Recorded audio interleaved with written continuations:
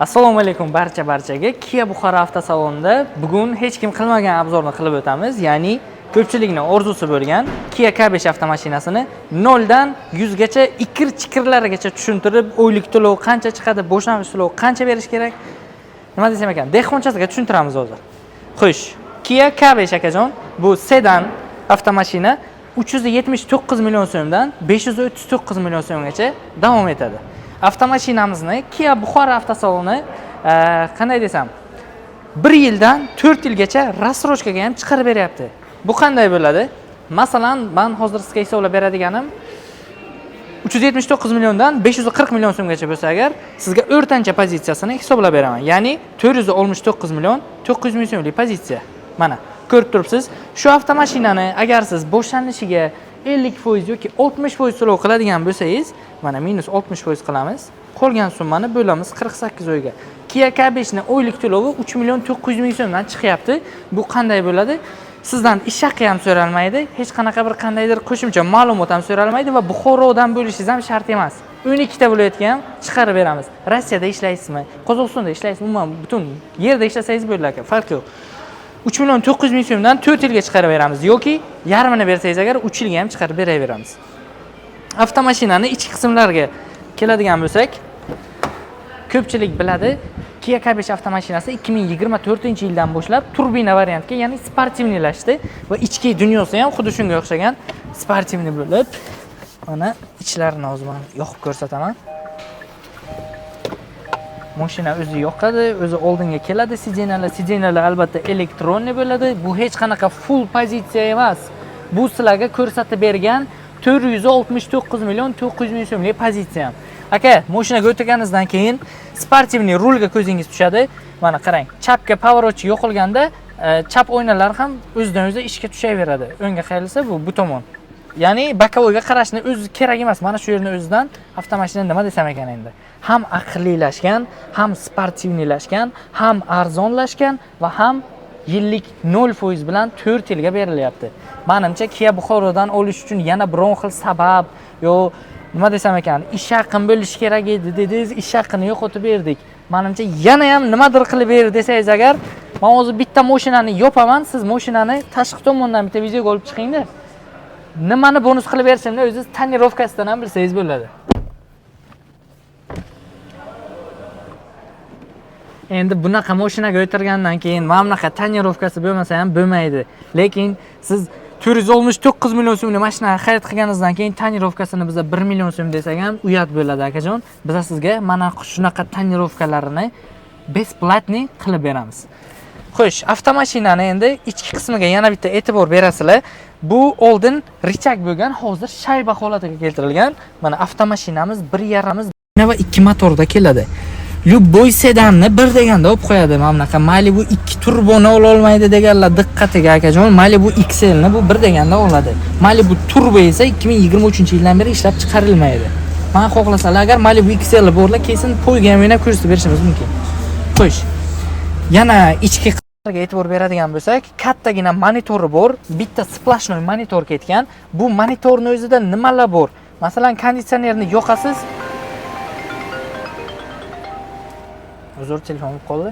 Konditsionerni yoqasiz, konditsionerni yoqganingizda ham xohlasangiz agar buni graduslarga ham o'zgartirib qo'yishingiz mumkin. Masalan, bu tomonni 20 gradus, mana bu passajir tomonni esa 25-30 gradusgacha qo'yishingiz mumkin. Masalan, onalarimizga sovuq ob-havo yoqmaydi. Nima demoqchiman? Komfort jihatdan любой bittasini sochini oladigan avtomashina bu Kia K5. Bitta panoramasiga e'tibor beramiz. Ochilishiga, yopilishiga panoramalari Kia K5 ni любой bitta inomarkadan ajratib ikkita qanoti. Mana shu tepasidagi qanotini o'zi boshqacha avtomashinaga dizayn beradi. Bu mashinamizni 3 million 900 dan chiqarib beramiz dedik. Boshlang'ich to'lovingizga pulingiz yetmay qolsa yo boshqa bo'lsa agar Gentra'ingiz bordir, Cobalt'ingiz bordir, Spark'ingiz bordir aka. Boshlang'ich to'lovingizga shu mashinangizni ham qo'shib trading qilib aytgan narxingizda olib qolamiz. Mani mashinam yo'q, boshlang'ich to'lovim ham 50% ga yetmaydi deydiganlar bor. Nech pulingiz bor aka? 60, 70, 80 million so'm boshlang'ich to'lov bilan aka, mana shu mashinani nomlaringizga shundaygina chiqarib beramiz. Ish haqi ham so'rab o'tirmaymiz. ish haqi so'rashimiz uchun boshlanishiga aka bir 50 million so'm bilan kelsangiz, unda ish haqi so'rab sal sizni asabingizni buzishimiz mumkin, lekin 70-80 million boshlanish to'lovi bilan avtomashinaga hech qanaqa ishga hech qilmaydi. Mashinamiz 5 kishilik bo'ladi, buni hamma biladi. Kia Buxoro avtosaloni mana bunaqa panoramali Kia K5larini 48 oyga рассрочкаga bergach, propan, metan qo'yish xizmatlarini ham sizga taklif qiladi. Orqa bagaj shunchalik kengki, bunga metan yoki propan qo'yganingizda hech qanaqa ta'siri bo'lmaydi. Bagajni ikkita odamni o'g'irlab ketsangiz ham bo'ladi. Mashinamizni расходga keladigan bo'lsak, shaharning ichida 6 litr, 7 litr расход qiladi. Nimani evaziga? Turbina motorligini evaziga. Agarda dalniy yo'lga chiqadigan bo'lsangiz, bilasiz, Kia K5 da полоса удержания bor. Klimat kontrollari bor, cruise kontroli ham bor. Cruise kontrol o'zi nima? Cruise kontrol degani bir xil tezlikda ketyapsiz, 60 tezlikda ketganingizda, mana shu 60 tezlikdan gaz tormoz bosib o'tirmaysiz, avtomashinani rul orqali boshqarasiz. Bu degani расходni yana ham kamaytirib beradi. Kia Koreya modeli. Sizga yana batafsilroq ma'lumot kerak bo'lsa, kommentariyaga shunchaki K5 рассрочкаga olaman deb yozib qoldiring. Bizni hamma menejerlarimiz sizga birma-bir aloqaga chiqib, grafiklari bilan tashlab berishadi. Motorni ko'rsatmadik. Bitta motorni ham ko'rsatib beraman. Men chunki shu kungacha avtomashinalarni bir 10-15 talab ko'rsatib tashardim. Bitta avtomashinani individualni ko'rsatib ko'rmaganman-da. Mana bu avtomashinamizning motori turbo bo'ladi, GDI motor bo'ladi. Mashinamizda mana shu motorga ulanmagan holda alohida bitta motorcha bor. Bu konditsioner yo'qganda avtomashinaga hech qanaqa nagruzka tushmasligi uchun ham qo'yilgan, o'rnatilgan. Koreyalik o'sha nimalar tomonidan. Motorga ahamiyat beringlar, hech qanaqa lishni ovoz chiqarmaydi. Nimaga deb savol bersalaringiz, bu Kia, bu Koreya modeli. Xo'sh. Alohida motorcha qo'yilganini sababini ham tushuntirib o'taman. Birinchidan, motorga ortiqcha nagruzka tushmaydi. Ikkinchidan esa konditsionerni yoqqaningizda lishni расход bo'lmaydi. Menimcha yana nima savollar qoldi? Kia K5 1.5 turbina, 2 turbina, avtomashina narxi 379 milliondan 469 milliongacha 1.5 turbinalari, 540 million so'mgacha esa 2 turbinalari bor. 48 oygacha рассрочкаlarimiz davom etyapti. Kommentariyaga K5 рассрочкаga olaman deb yozib qoldiring yoki pastdagi raqamlarga murojaat qiling.